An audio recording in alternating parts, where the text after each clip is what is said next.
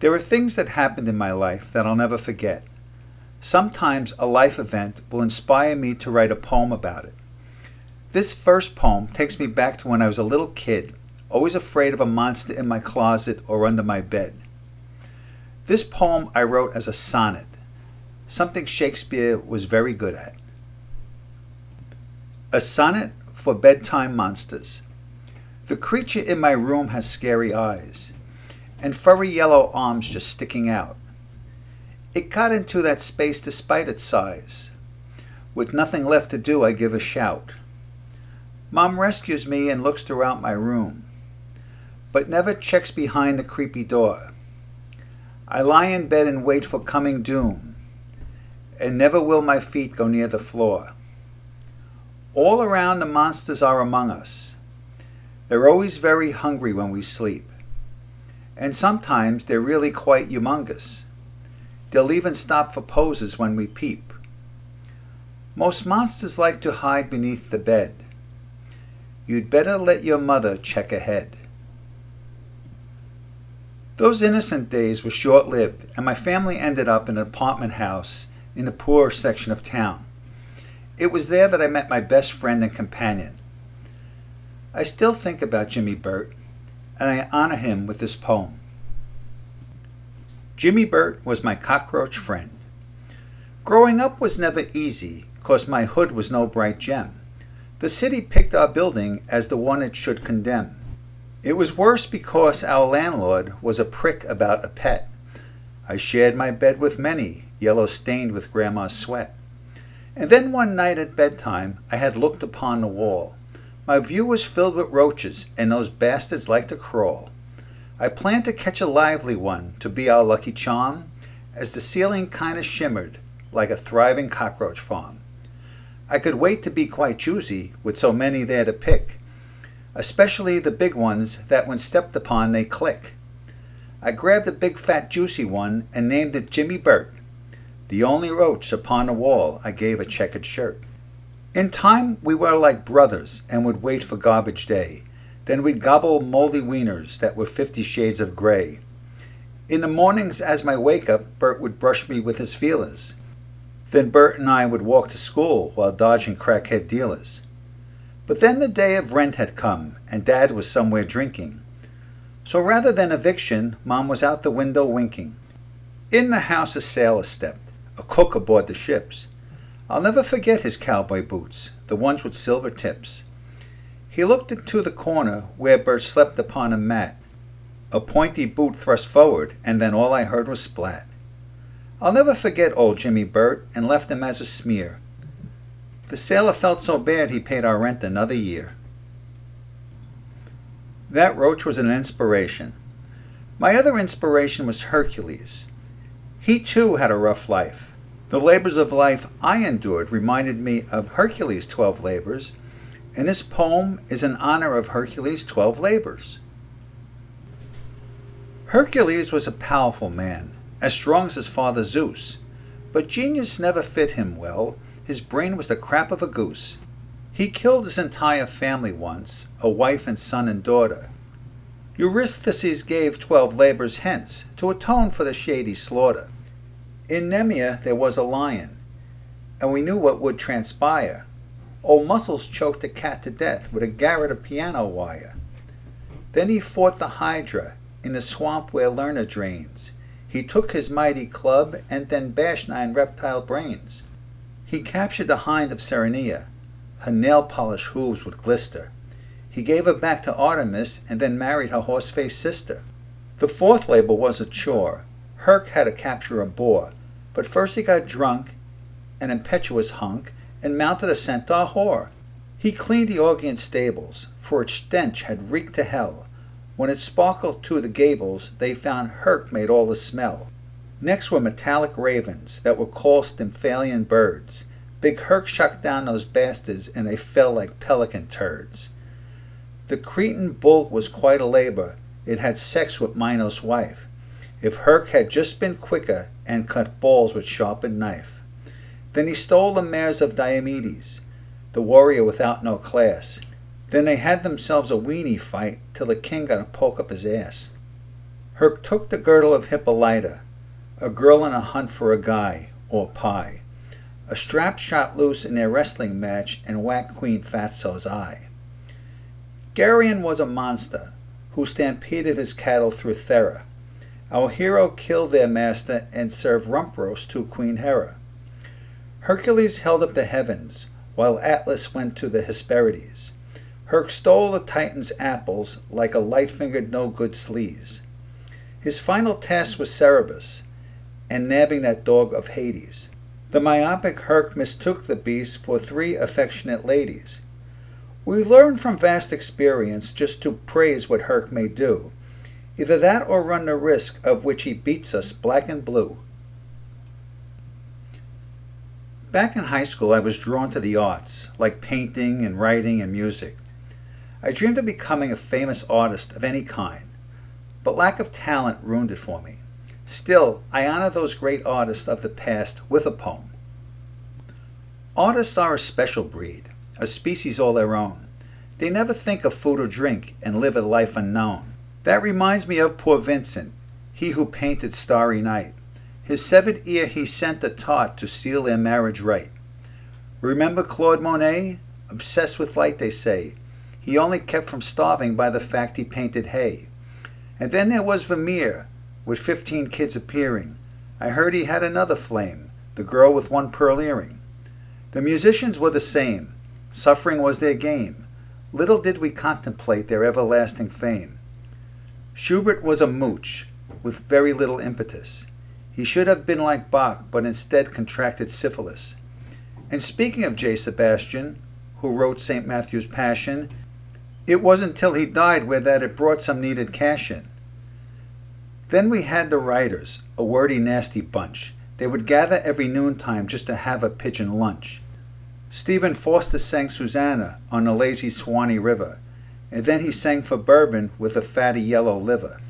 Poe swaggered with bad judgment that some have called bravado, although it came more likely from a cask of Amontillado.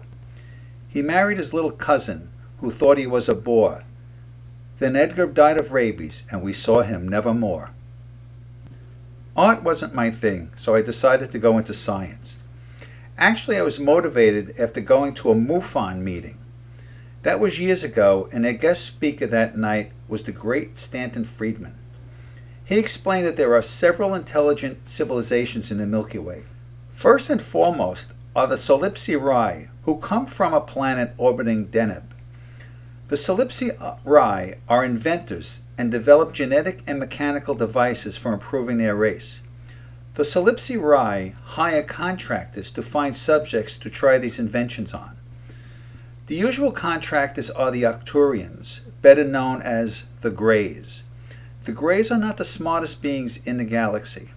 Whenever the Solipsi develop a serum to enhance physical strength, the Greys travel to Beta Herculis to try it on the inhabitants. Any mind-enhancing devices are given to the denizens of Gamma Mensa. However, a problem of galactic proportions arises whenever the Solipsi develop a new anal probe. The Greys always travel to Earth, mistakenly thinking that they're really visiting Uranus. I won't get into the details. Maybe a poem, or more like a song, will better explain things. There are several intelligent civilizations that call the Milky Way home. Brightest are the Setians, from where the galactic inhabitables roam. These beings are of good intention, the original mothers of invention, but they sell their tech to a mindless wreck, the Greys of our contention. The pyramids didn't build themselves, and it wasn't human people. We couldn't push the blocks back then to make a sacred Mayan steeple.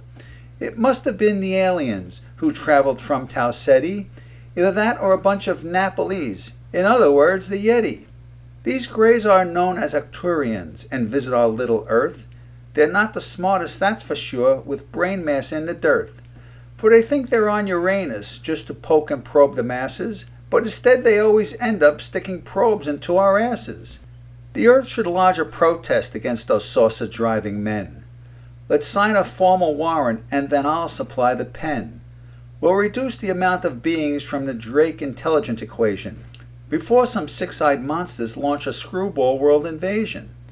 And yes, the pyramids didn't build themselves, and it wasn't human people. No way could we push those granite blocks to make a Mayan steeple. So it must have been some aliens, the ones from old Tau Ceti. Either that or the giant Nepalese, the ones we call the Yeti.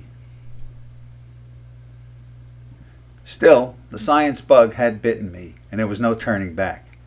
And the prospect of meeting extraterrestrials motivated me to build a spaceship to take a tour of the solar system.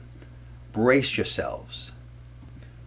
The full moon got me thinking, 'cause the man up there was winking, signaling that I needed to get out. Actually, it was rather like a shout.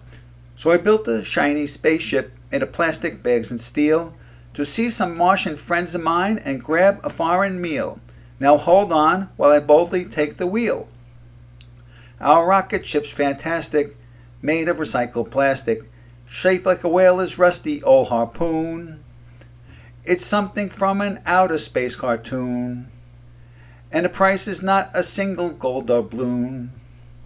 We can soar just where we want to. Our spaceship knows the way and can take us where a taxi wouldn't stray. It can take us out to Saturn. It can take us to the rings. Anywhere we want to, a trip to see new things. So let's head out extra early on a bright vacation day. We have the time to see what comes our way. We can zoom out to Miss Venus, climb the peaks of Mars, stand atop Olympus Mars and see the twinkling of the stars and maybe save the dust in mason jars. Anything you want is A-OK. Now come along, no stalling, 'cause outer space is calling, and you'll never get another chance. It's time to seize the happenstance, so don't stand around in a quiet stance. 'Cause our rocket ship's fantastic, made of recycled plastic, shaped like a whaler's rusty old harpoon, and can even float in a methane-filled lagoon. It's something from an outer space cartoon. Now, was that a song or a psychological cry for help? Anyway, I wasn't finished with science, and in fact, I got even bolder and built a time machine. Now, that was exciting, and let me tell you about it. I built a little time machine to see my grandpa Fred. No one's ever seen him since my grandma said he's dead. I went back 20 years or so and met him in a bar. Grandpa sat there petrified like pickles in a jar. We squeezed into the time machine and traveled back to Rome. It seemed a funny feeling being centuries from home. And there we saw young Nero setting fire to his house, then standing on a hillside like a liar playing louse. We got the hell on out of there and went on further back. I think we went to Ilium, where the Greeks launched their attack. Next we went to caveman days to trade for leather vests. The guys were really stupid and the dolls had hairy chests. A tough mug picked a fight with us, a big Cro-Magnon man. We offered him some bubble gum and then we joined his clan. Off we went to the Pliocene, so cold we wore our hoods. That's the time that Grandpa said, "Well, a bear shits in the woods." Once relieved and lighter, we aimed to see more past. In fact, we flew right over what's the KT boundary blast. We sailed back even further, to when dinosaurs ruled the earth. There's nothing more revolting than a stegosaur giving birth. Grandpa got too close to some. He didn't have his specs. Then down the throat went Grandpa of a Brontosaurus rex. Later in the present, would I ever be believed? I told the folks of Grandpa, and they kind of looked relieved. Well, this brings me up to the recent past, and the story of when I met my wife. Unfortunately, she's my ex-wife. Her family never accepted me and my differences. My sweetie is an eyeful, with her skinny orange legs. A beauty from conception, she's the cutest of the eggs. I met her in the evening on a stormy, dreadful night. The phone book said don't worry, 'cause the cook is our delight. She showed up with the package and her head came to my knee. She flapped her wings and shook her head, my future destiny. Her father is protective, a former bantamweight. My girl will marry poultry, no mammal will she date. I'll break the species boundary and I'll show myself a winner. Never will I think to eat another chicken dinner. We'll have us lots of kitties and their feathers all will match.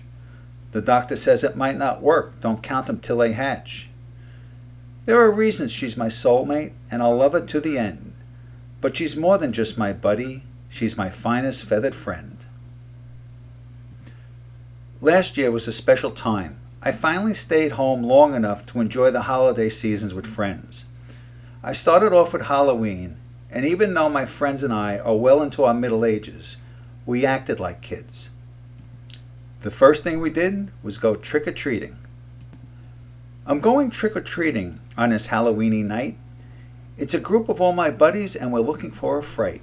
We're starting out from my house and then wander through the streets, stuffing as we're walking paper bags with yummy treats. We're going to the graveyard just to wake a sleeping demon. I learned the incantation when I was a drunken seaman. But first we have to gather all the candy we can eat. That's for all the energy to fuel this mighty feat. We rang the bell of Bruno and he came out in a dress.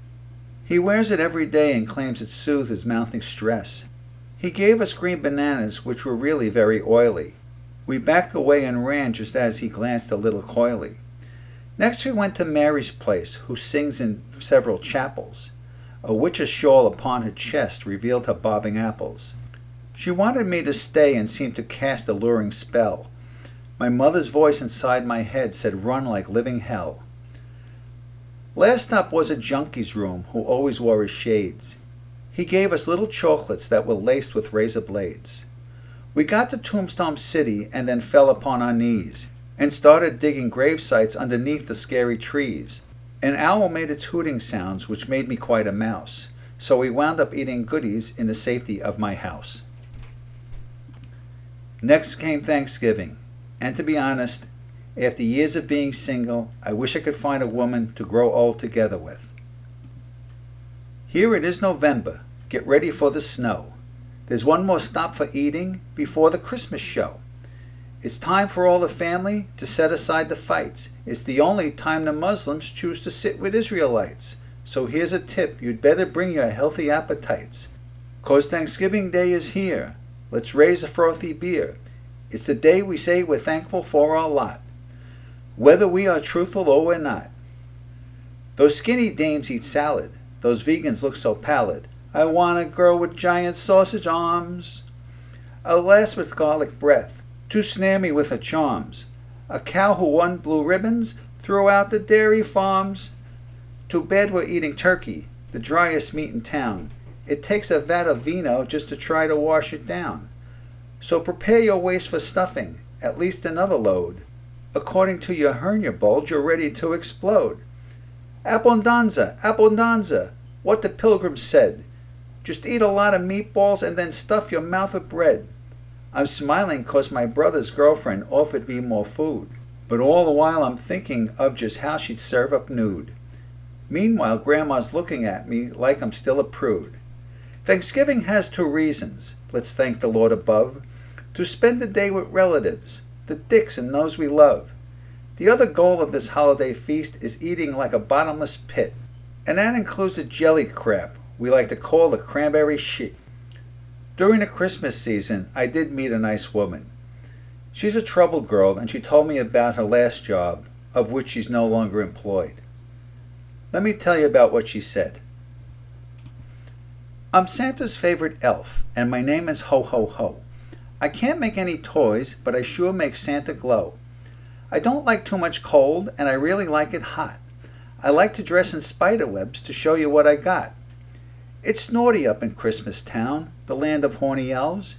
It's nothing but a bunch of guys just playing with themselves.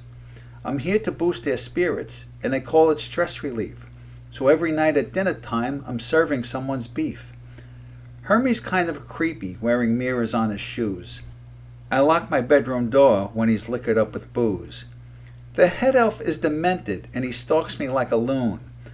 I sleep with one eye open, but he's gonna catch me soon. Winters are the scariest. The elves work in the nude. For many newfound reasons, I prefer to be a prude. I can't wait till the springtime when the snow begins to clear. That's when I grabbed Rudolph just to fly on out of here. A few months ago was my birthday, which inspired me to write a birthday song about a recent surgery. A birthday poem for me.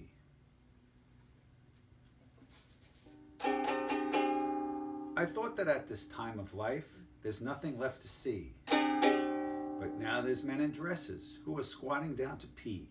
I heard a man just lopped it off, like chopping through a stick, while I paid lots of money for a large augmented dick. I was proud of my investment as my birthday wish come true, but what to do with such a gift, I didn't have a clue.